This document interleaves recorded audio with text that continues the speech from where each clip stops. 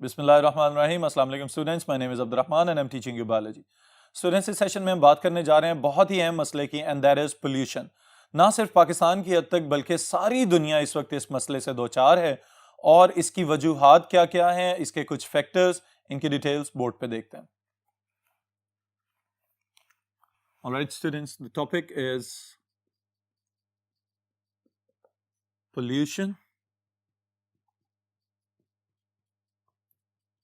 यानी आलूदगी। ऑलराइट, अब सबसे पहली चीज तो यह है कि हमें यह पता होना चाहिए कि आलूदगी क्या होती है और पोल्यूटेंट्स क्या होते हैं। ऑलराइट, अब इस चीज को समझिएगा स्टूडेंट्स कि अल्लाह ताला ने हमें ये जो प्लेनेट अता फरमाया हुआ है, इसमें बहुत सारी नेमतें हैं, और जिस जिस चीज की हमें जरूरत थी वो सब कुछ इसमें पहले से मौजूद था। लेकिन इंसान अपनी एवोल्यूशन के साथ साथ जो इंडस्ट्रियलाइजेशन का दौर लेके आया है, इसके बाद बेशुमार चीजों की आसाइशें तो आई, लेकिन साथ ही साथ बहुत सारे मसाइल भी मार्ज़े वजूद में आ गए। इन मसाइल में से एक बहुत बड़ा मसला है पोल्यूशन। अब इसको अगर समझा जाए तो हम यूं कहेंगे कि कोई भी ऐसी चीज, कोई भी ऐसी नाखुशगवार तब्दीली जो आपको ठीक नहीं लग रही, दैट इज पोल्यूशन। और इसको मजीद अगर हम और थोड़ा सा एलेबरेट करना चाहें तो हम यूं कहेंगे कि किसी भी चीज को जो इंसानी एक्टिविटीज ने खराब किया है, वो या तो मौजूदा वक्त में खराब हैं, या फिर यह है कि आने वाले वक्त में किसी ना किसी खराबी की सूरत में रूनुमा हो सकते हैं, तो उस चीज को हम कहेंगे कि दिस इज पोल्यूशन। ऑलराइट, अगर आसान तरीन डेफिनेशन में आपको बताना चाहूं तो we can define it as any unpleasant change in environment is known as pollution. Alright, फिर उसके बाद जो आपकी किताब में जो अल्फाज इस्तेमाल किए गए वो भी बहुत अच्छे हैं कि the befouling of the environment, के माहौल को इस तरह से खराब कर दिया जाए ह्यूमन एक्टिविटी से कि या तो वो अभी ही किसी ना किसी सूरत में आपको खराबी की सूरत में नजर आए, या फिर यह है कि मुस्तकबिल में इस चीज को प्रिडिक्ट किया जा सके कि इससे बहुत सारी खराबियां पैदा हो सकती हैं। Alright, so this is pollution. अब इस पोल्यूशन को जब हम अपने इर्द गिर्द एनवायरमेंटल फैक्टर्स पे अप्लाई करते हैं तो हमें पता चलता है कि we have polluted almost all the important abiotic factors. और इसको अगर डिफरेंशिएट करना चाहें तो इसकी टाइप्स आपको पता होनी चाहिए। टाइप्स ऑफ पोल्यूशन कितनी इकसाम है स्टूडेंट्स इसकी? आपकी किताब में जो मेंशन की हुई है, these are 5 in number. Number 1, it is air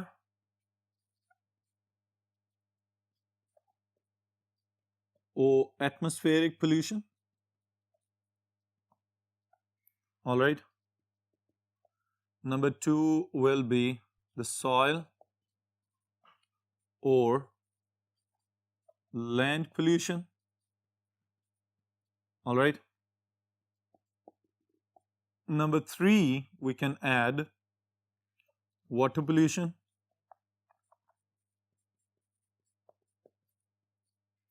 All right. Number 4, radiation pollution. And number 5 is noise pollution. All right students, अब ये जो 5 एग्जाम हमारे सिलेबस में शामिल की गई हैं, इनमें से फर्दर डिस्क्रिप्शन सिर्फ 3 की है। The first one is the air और एटमॉस्फेरिक पोल्यूशन। अब अगर स्टूडेंट्स हम अपने माहौल पे गौर करें तो हमने हवा की एक स्टैंडर्ड कंपोजिशन सेट की हुई है, जिसमें नाइट्रोजन, कार्बन डाइऑक्साइड, ऑक्सीजन और बाकी नोबल गैसेस वगैरह हमें नजर आती हैं। अब ये जितना भी मेजर पोर्शन है, अगर स्टैंडर्ड परसेंटेजेस को हम चेंज करना शुरू कर दें, यानी उसमें कुछ ऐसी गैसेस का इजाफा होना शुरू हो जाए कि जो तो कम मिकदार में रहें तो ठीक है, लेकिन अगर जरूरत से ज्यादा उनकी मिकदार बढ़ना शुरू हो जाए और उसके असरात इंसानी सेहत के ऊपर आना शुरू हो जाएं, तो इसका मतलब है कि now these are the pollutant gases. और इन पोल्यूटेंट गैसेस को फिर हम कहेंगे कि these are the factors that are causing environmental atmospheric pollution. और इस एटमॉस्फेरिक पोल्यूशन को अगर हम डिफाइन करना चाहें तो हम फिर उसी तरह से डिफाइन करेंगे, एयर पोल्यूशन और एटमॉस्फेरिक पोल्यूशन। जी स्टूडेंट्स, इसको अगर हम आसान तरीन शॉर्टकट फॉर्म में लिखना चाहें तो हम इसको लिखेंगे befouling of air. Alright, हवा को खराब कर दिया है इंसानी एक्टिविटीज ने, कि जिसकी वजह से हमारे अपने ही ऊपर इसके नेगेटिव असरात मुरतब होना शुरू हो जाते हैं। दूसरा, एक और तरीके से अगर हम इसको लिखना चाहें तो हम लिख सकते हैं deviating the chemical composition of fresh air with all its components. Components किसकी बात हो रही है? जो gases हैं, all right, with all its components disturbed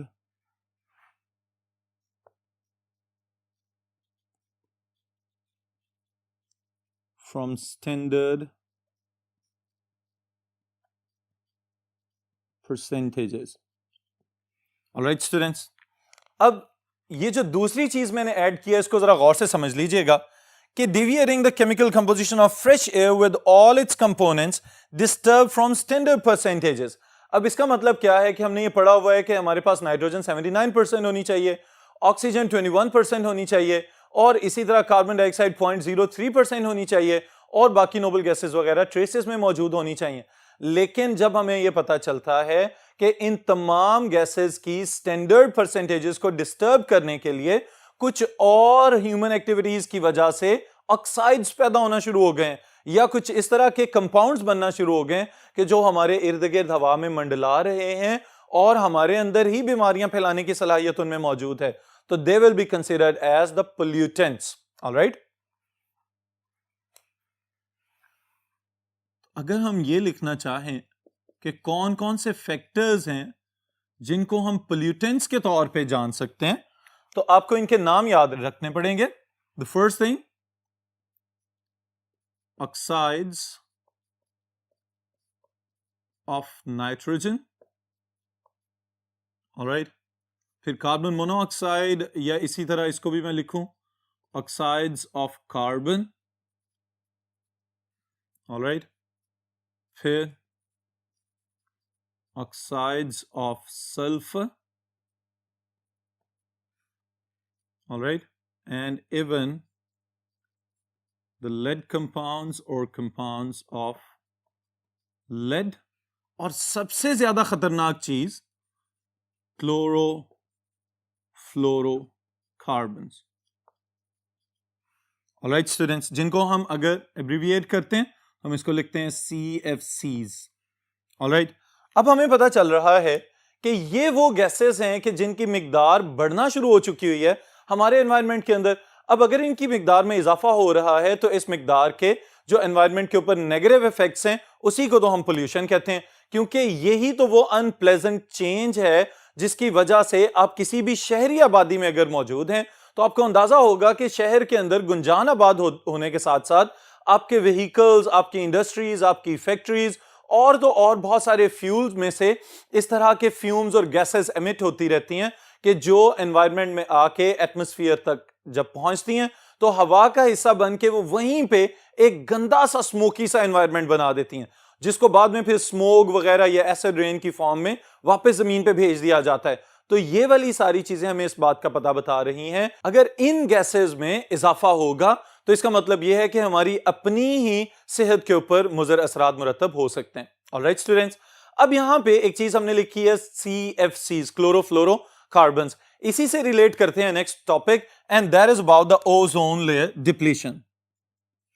एक बहुत ही क्रिटिकल मसला इंटरनेशनली जिसको हम कहते हैं ozone layer depletion. Alright students, आपके लिए बोर्ड के लिहाज से शॉर्ट क्वेश्चन के लिए भी इंपॉर्टेंट है as well as long question के लिए भी इंपॉर्टेंट है। अगर पूरा एटमॉस्फेरिक पोल्यूशन या एयर पोल्यूशन आता है तो उसमें आपने ओजोन लेयर डिप्लीशन को फर्स्ट फैक्टर के तौर पे कंसीडर करना है। ऑलराइट, अब अगर हम इसकी बात करें कि ओजोन है क्या चीज, सबसे पहले तो ये समझ लें, तो हम कहेंगे कि ozone is a 3 oxygen containing molecule, that is O3। Alright, अब इस बात से हमें यह पता चलता है कि ये हमारी हवा में मौजूद जो मोलेकुलर ऑक्सीजन है उससे थोड़ी सी मुख्तलिफ है, क्योंकि इसके पास 3 ऑक्सीजन एटम्स कंबाइंड फॉर्म में मौजूद हैं। दूसरा सवाल हमारे जहन में यह आता है कि ओजोन मौजूद कहां पे है, क्या हमारे इर्द गिर्द हवा में मौजूद है? तो उसके लिए स्टूडेंट्स याद रखिएगा कि जमीन के ऊपर जो एटमॉस्फेयर की सतह है, इसको फर्दर हमने 6 लेयर्स में डिवाइड किया हुआ है। उन 6 लेयर्स में से एक लेयर है जिसे हम कहते हैं स्ट्रेटोस्फियर।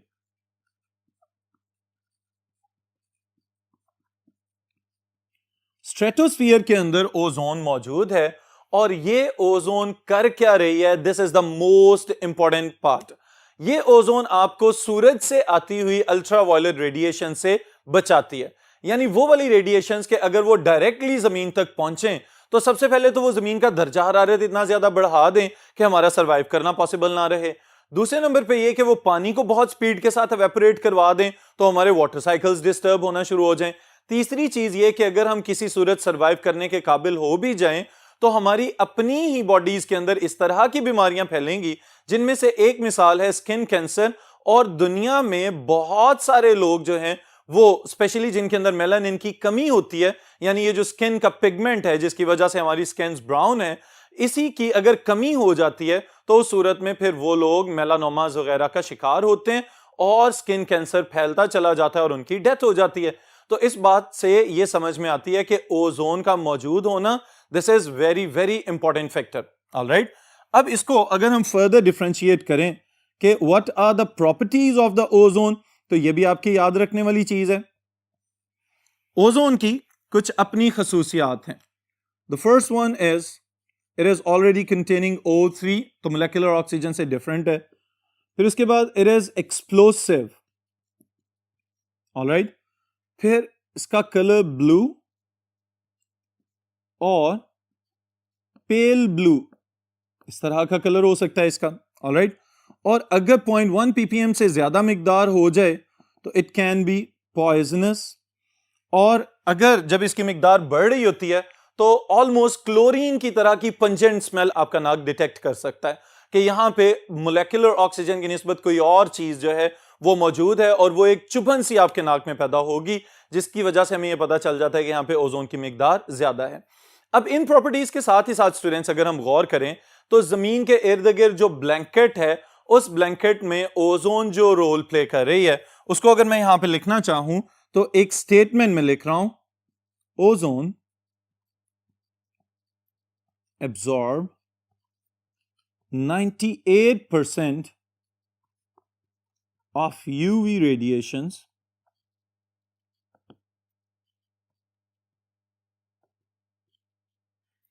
coming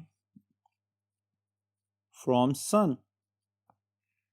Alright, अब ये भी एक चीज समझने से ताल्लुक रखती है कि ओजोन का अपना ब्लैंकेट या अपनी लेयर तो मौजूद है 10 से 50 किलोमीटर की सतह अगर जमीन से ऊपर की तरफ जा रहे हैं तो। ऑलराइट, अगर ये मौजूद है तो वहां पे ओजोन कर क्या रही है कि जितनी रेडिएशंस सूरज से आती हैं उनमें UVA, UVB, UVC वगैरह मौजूद हैं।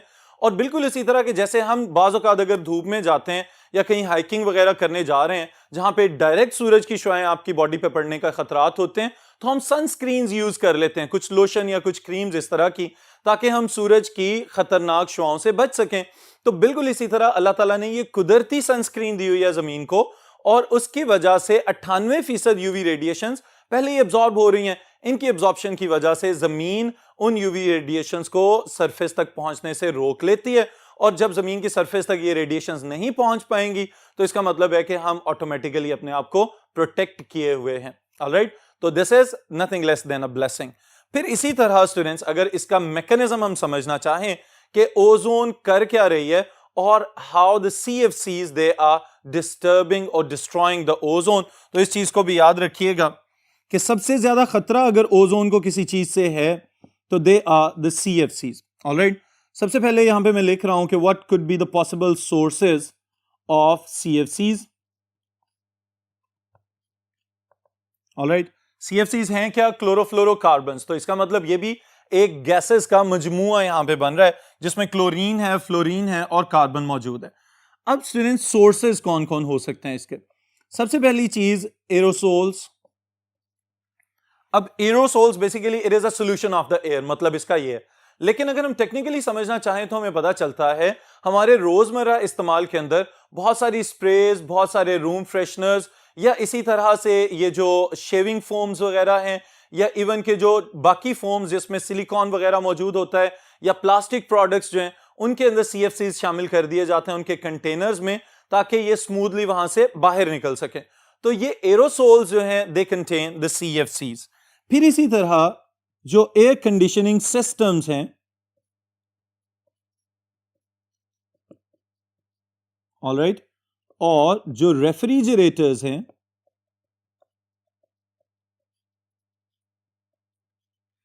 अब यहां पे बहुत ज्यादा मिकदार में CFCs को इस्तेमाल किया जाता है फॉर द कूलिंग पर्पस। अब अगर खुदा ना खास्ता CFCs किसी सूरत एटमॉस्फेयर में रिलीज हो जाएं, तो इनके रिलीज होते साथ ही हमें पता चलता है कि they will travel to the highest limit. अब जब ऊपर की जानिब जाएंगे तो ओजोन के बिल्कुल नीचे जाके ये सेटल डाउन होना शुरू हो जाते हैं, और वहां पे यूवी रेडिएशंस की एनर्जी इस्तेमाल करते ही एक क्लोरीन एटम अगर अलहदा हो जाता है, तो वो क्लोरीन एटम फौरन जाके ओजोन के O3 में से एक ऑक्सीजन को डिटैच कर देता है। So this is the beginning of the process. अब जैसे ही ओजोन मॉलिक्यूल डिस्ट्रॉय होगा, तो एक तो बन गया मोलेकुलर ऑक्सीजन, बाकी हमारे पास क्या बन रहा है, क्लोरीन मोनोऑक्साइड। ये जो क्लोरीन मोनोऑक्साइड बना है, ये फिर आगे ट्रेवल करता है, एक और ऑक्सीजन को अपने साथ अटैच कर लेता है, और उस ऑक्सीजन के अटैच होते ही क्लोरीन फिर से खाली और अकेला रह जाता है, और फिर उसी प्रोसेस को कंटिन्यू करना शुरू हो जाता है। अब इस बात से हमें यह पता चलता है कि एक अकेला क्लोरीन एटम बार बार ओजोन मॉलिक्यूल्स को डिस्ट्रॉय करने की सलाहियत रखता है। इसकी वजह से कुछ किताबों में यह लिखा गया है कि 100,000 मॉलिक्यूल्स को तोड़ने की सलाहियत इसके पास मौजूद है। आपकी बुक में जो स्टेटमेंट या जो फिगर कोट किया गया है, दैट इज अबाउट 1 मिलियन। इसका मतलब है कि 10 लाख जो मॉलिक्यूल्स हैं ओजोन के, उसको तोड़ने की सलाहियत भी मौजूद है। तो इस लिहाज से हमें यह पता चलता है कि अगर एक CFC मॉलिक्यूल ये काम कर रहा है, तो हम जितनी मिकदार में ये सारा कुछ रिलीज कर रहे हैं एनवायरनमेंट में, उस लिहाज से तो ये बहुत ही खतरनाक गैस है। इस चीज को भांपते हुए इंटरनेशनली कुछ इदारों ने जब इस चीज की तरफ निशानदेही की कि भाई CFCs पे पाबंदी लगनी चाहिए, तो 1989 में जाके एक नया मुआहदा साइन किया गया जिसे कहा जाता है मॉन्ट्रियल प्रोटोकॉल। अब मॉन्ट्रियल प्रोटोकॉल में क्या किया गया कि इस चीज पे पाबंदी लगा दी गई कि CFCs का इस्तेमाल बंद कर दिया जाए या कम से कम किया जाए। तो तब से लेके आज तक बहुत सारी चीजों में CFCs को आहिस्ता आहिस्ता आहिस्ता रिड्यूस कर दिया गया है, जिसकी वजह से जब ओजोन को देखा जाता है तो पता चलता है कि ओजोन में पड़ने वाला वो शिगाफ जिसको आमतौर पे होल इन द ओजोन कहा जाता है, ये एक मिसलीडिंग स्टेटमेंट है। बुनियादी तौर पे ओजोन की थिनिंग हुई थी आर्कटिक और एंटार्कटिक रीजन से। अब उसकी थिनिंग की वजह से यूवी रेडिएशंस की पेनिट्रेशन जमीन तक बढ़ गई, और उसकी वजह से आहिस्ता आहिस्ता दर्जा हरारत जमीन का बढ़ना शुरू हो गया, और एक इंटरनेशनल फिनोमेनन डेवलप होता है जिसे हम सब जानते हैं ग्लोबल वार्मिंग के नाम से। ऑलराइट स्टूडेंट्स, अब ये सारी चीजें, ये सारा मैकेनिज्म आपको बताने का मकसद क्या है कि ओजोन बहुत ही इंपॉर्टेंट कंपोनेंट है हमारी एटमॉस्फेयर का। तो अगर आपकी डेली लाइफ में या रूटीन लाइफ में कहीं पे भी कोई पोल्यूशन या कोई और CFC कंटेनिंग कंटेनर्स या और प्रोडक्ट्स इस्तेमाल हो रहे हैं, तो उनको रिड्यूस कर दिया जाए। ऑलराइट स्टूडेंट्स, फिर जो कॉन्सिक्वेंसेज इसकी वजह से आए ओजोन लेयर डिप्लीशन की वजह से, वो कौन कौन से हैं?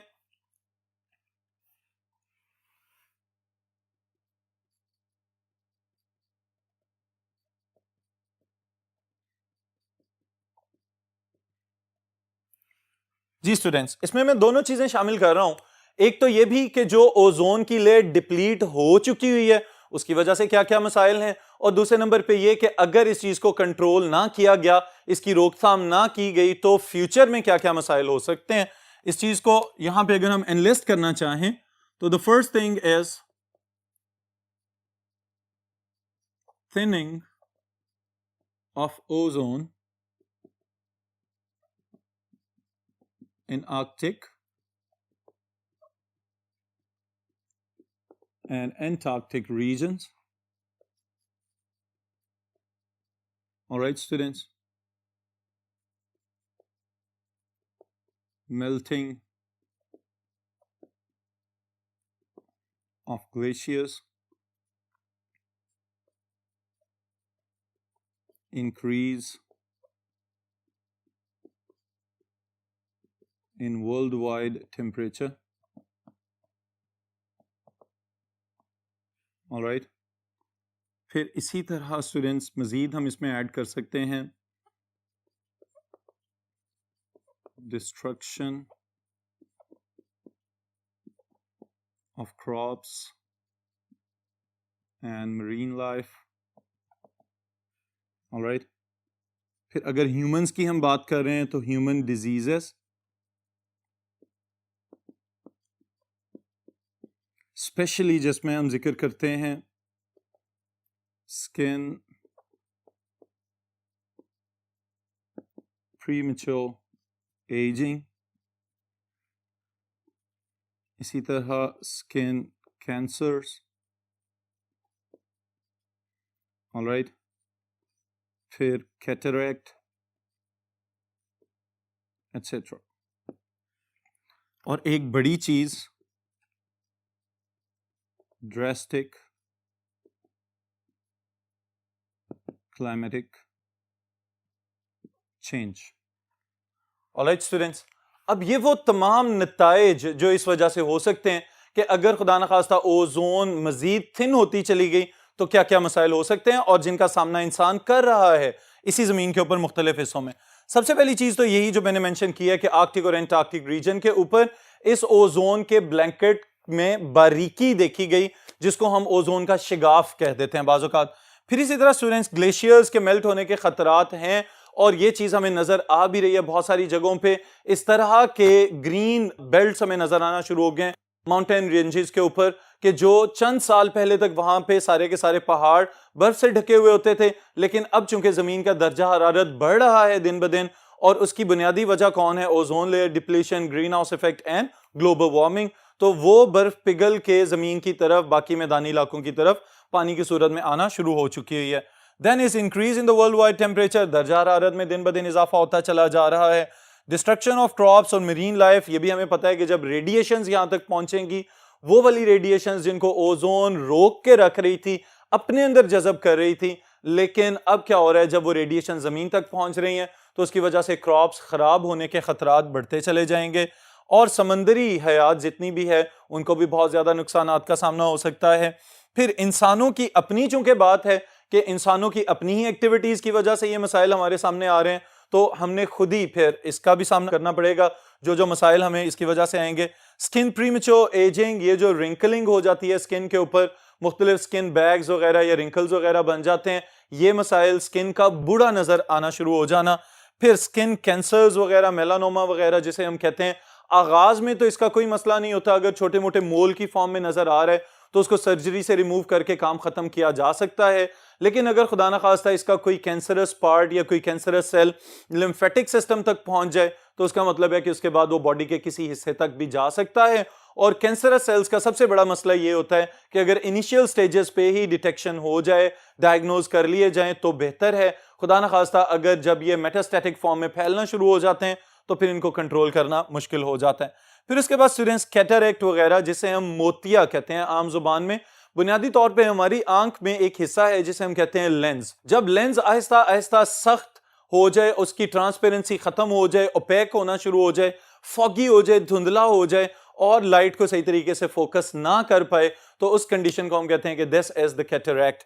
ऑलराइट। और फिर इसी तरह माहौलियाती तब्दीलियां जिसके बहुत सारे असरात हमें नजर आ रहे हैं, बारिशों का सही वक्त पे ना होना, बहुत सारी जगहों पे गर्मी और सर्दियों के दौरानिये जो हैं वो कम और ज्यादा होते चले जाना, एक्सट्रीम्स नजर आ रही हैं हमें जमीन के ऊपर, ये सब के सब ओजोन लेयर डिप्लीशन के कॉन्सिक्वेंसेस हो सकते हैं। ऑलराइट स्टूडेंट्स, फिर एयर पोल्यूशन को कंटिन्यू करेंगे इंशाअल्लाह ताला नेक्स्ट सेशन में with green house effect and acid rain.